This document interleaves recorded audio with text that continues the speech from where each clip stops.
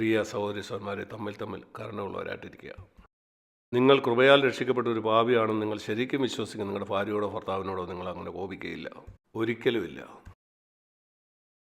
നിങ്ങൾ വായിൽ കൂടെ പറയുന്ന കാര്യമല്ല, നിങ്ങളുടെ ഹൃദയത്തിൻ്റെ ആഴത്തിൽ നിങ്ങൾ മനസ്സിലാക്കുന്നത്. നിങ്ങളുടെ ഹൃദയത്തിൻ്റെ ആഴത്തിൽ നിങ്ങൾക്കിത് പൂർണ്ണമായിട്ടും ബോധ്യമുണ്ടോ?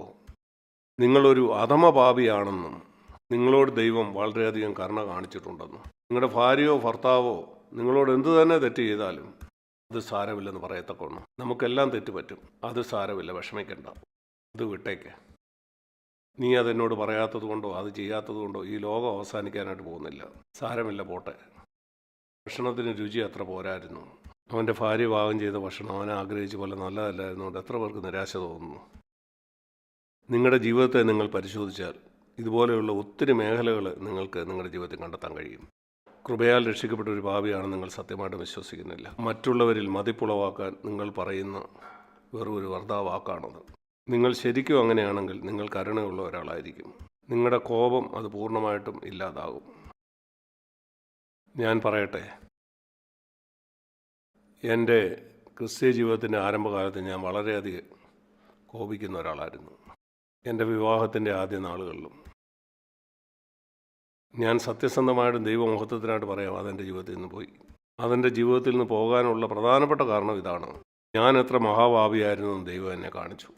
എത്രമാത്രം അവൻ എന്നോട് ക്ഷമിച്ചിട്ടുണ്ട്. അവൻ എല്ലാവരോടും കരുണയുള്ളവനാണ്. നിങ്ങൾക്ക് ആർക്കെങ്കിലും കോപത്തെ ജയിക്കാൻ കഴിയുന്നില്ലെങ്കിൽ എൻ്റെ പ്രിയ സഹോദര സഹോദരി, ഞാൻ പറയട്ടെ, ദൈവം നിങ്ങളോട് എത്രമാത്രം കരുണ കാണിച്ചെന്ന് നിങ്ങളൊന്ന് ചിന്തിച്ച് നോക്കിക്കേ. എത്ര നല്ലവനും കരുണയുള്ളവനും. ദൈവം അന്ത്യന്യായവിധി നാളിൽ നിങ്ങളെ ന്യായം വിധിക്കുമ്പോൾ അവൻ്റെ കരുണ നിങ്ങളുടെ ന്യായവിധിയെ മറികടക്കും. ആർക്കാണത് ലഭിക്കുന്നത്? മറ്റുള്ളവരോട് കരുണ കാണിച്ച ഒരാൾക്ക് മാത്രമേ അത് ലഭിക്കുകയുള്ളൂ. അവസാന നാളിൽ ദൈവത്തിൻ്റെ ന്യായവിധിക്കായിട്ട് ഒരു മനുഷ്യൻ വരുന്നു. ദൈവം അവൻ്റെ ജീവിതത്തിലേക്ക് നോക്കുന്നു. അവൻ മറ്റുള്ളവർ വളരെ കഠിനനായിരുന്നു. ആളുകളോട് അവൻ കരുണയുള്ളവനായിരുന്നില്ല. ന്യായവിധി കരുണയ്ക്ക് മീതെ അവൻ്റെ മേൽ ജയം കൊള്ളും. ചോദ്യം ഇതാണ്, അന്ത്യന്യായവിധി നാളിൽ ഇത് ഏതായിരിക്കും ജയിക്കുന്നത്? ദൈവത്തിൻ്റെ കരുണയാണോ ദൈവത്തിൻ്റെ ന്യായവിധിയാണോ? അതിൻ്റെ അടിസ്ഥാനം അത് നിങ്ങൾ ഇന്ന് മറ്റുള്ളവരോട് കരുണ കാണിക്കുന്നു എന്നുള്ളതിൻ്റെ അടിസ്ഥാനത്തിലാണ്. കർത്താവിൻ്റെ വരവ് സമീപം ഞാനത് വിശ്വസിക്കുന്നു. നാം കർത്താവിൻ്റെ വരവിനോട് സമീപിച്ചിരിക്കുകയാണെന്ന് എനിക്ക് കൂടുതൽ വ്യക്തമാകുന്നു. പ്രത്യേകിച്ച് ഈ മഹാമാരി. വെളിപാട് പുസ്തകത്തിൽ ഇപ്രകാരം മഹാമാരി ഉണ്ടാകുന്നതിനെ പറ്റി നാം വായിക്കുന്നുണ്ട്. കാരണം ഈ മഹാമാരിയെ മാറ്റാൻ ദൈവത്തിന് കഴിവുണ്ടെങ്കിലും അവൻ അതിന്മേലൊന്നും പ്രവർത്തിക്കുന്നില്ല. വെളിപാട് പുസ്തകം 16-ാം അധ്യായത്തിൽ ഈ ബാധകളുടെ മേൽ ദൈവത്തിന് പൂർണ്ണ അധികാരം ഉണ്ടായിരുന്നെങ്കിലും അവനെ നിർത്തിയില്ല. വെളിപാട് 16:9. ഇവിടെ വായിക്കുന്നത് ദൈവം അത് അനുവദിക്കുകയായിരുന്നു. ദൈവം ഈ ബാധ അനുവദിച്ചത് മനുഷ്യൻ മാനസാന്തരപ്പെടേണ്ടതായിരുന്നു. എന്നാൽ അവർ മാനസാന്തരപ്പെട്ടില്ല.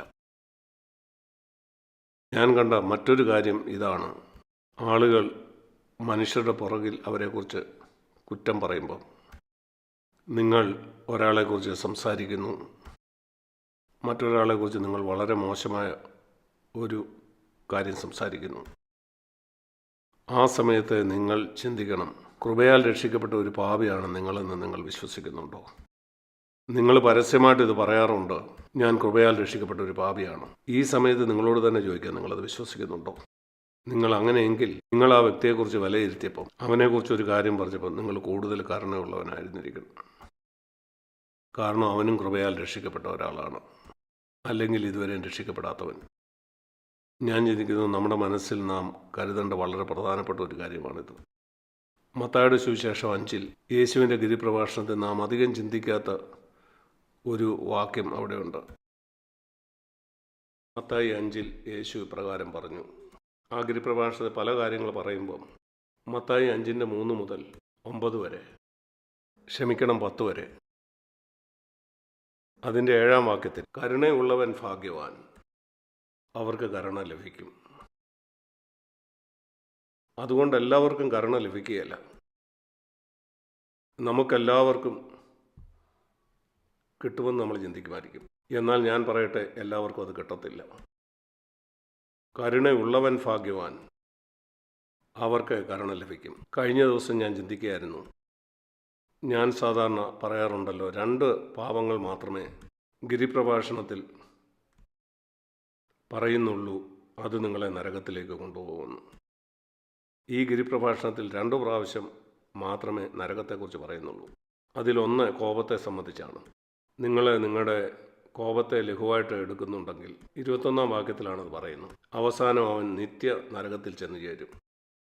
കോപത്തിൻ്റെ 1-ാം പടി, 2-ാം പടി, 3-ാം പടി നരകമാണ്. കോപം അത് നരകത്തിലെത്തിക്കും. അത് പഴയ നിയമത്തിലെ കൊലപാതകത്തിന് തുല്യമാണ്. പുതിയ നിയമത്തിൽ അത് കോപമാണ്. ഓരോ പ്രാവശ്യം നിങ്ങൾ കോപിക്കുമ്പോഴും അത് പഴയ നിയമത്തിൽ കൊലപാതകം ചെയ്യുന്നതിന് തുല്യമാണത്. നിങ്ങൾ അങ്ങനെ അതിനെ കണ്ടാൽ നിങ്ങൾക്ക് പെട്ടെന്ന് അതിന്മേൽ ജയം കിട്ടും.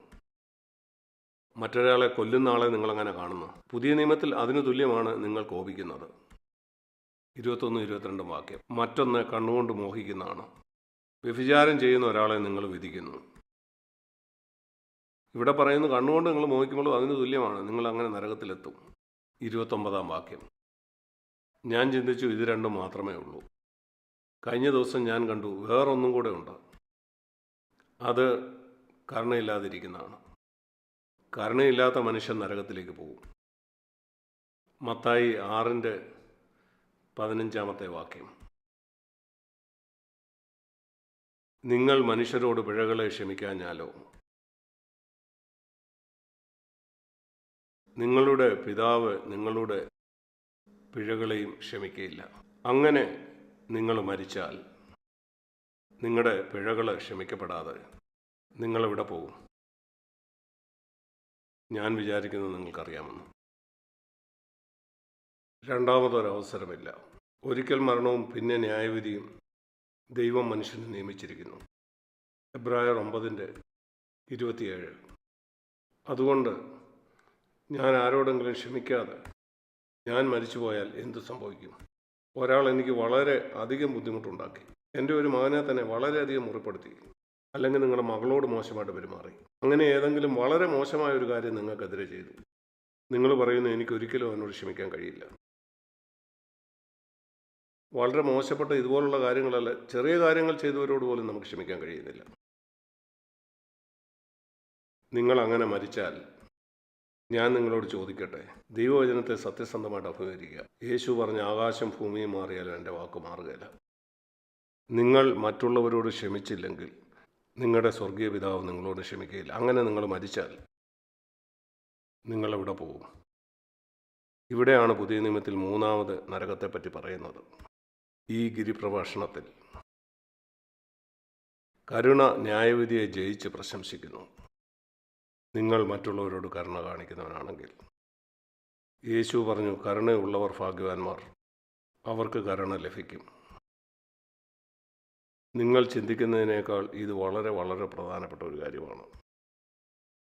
ഒരു കാര്യം കൊണ്ടല്ലെങ്കിൽ മറ്റൊരു കാര്യം കൊണ്ട് ഈ മറ്റുള്ളവരോട് ക്ഷമിക്കുന്ന കാര്യം കഴിഞ്ഞ 6 മാസമായിട്ട് ഞാൻ കണ്ടു. കർത്താവ് ഇത് ഊന്നി പറയാനായിട്ട് അനേക പ്രാവശ്യം എന്നെ നിർബന്ധിച്ചു. അത് ഞാൻ പറയാൻ വിചാരിച്ചതുകൊണ്ട് പറയുന്നതല്ല, നിരന്തരമായിട്ട് അത് പറയാൻ ദൈവം എന്നെ നിർബന്ധിക്കുന്നതുകൊണ്ടാണ്. കർത്താവിൻ്റെ വരവ് സമീപിച്ചിരിക്കുന്നു എന്നതിൻ്റെ ഒരു അടയാളമായിട്ടാണ് ഞാനത് മനസ്സിലാക്കുന്നത്. സഹോദരി സഹോദരന്മാരെ, നമുക്ക് ഒരുങ്ങിയിരിക്കാം. മറ്റുള്ളവരോട് കരുണയുള്ളവരായിരിക്കുക.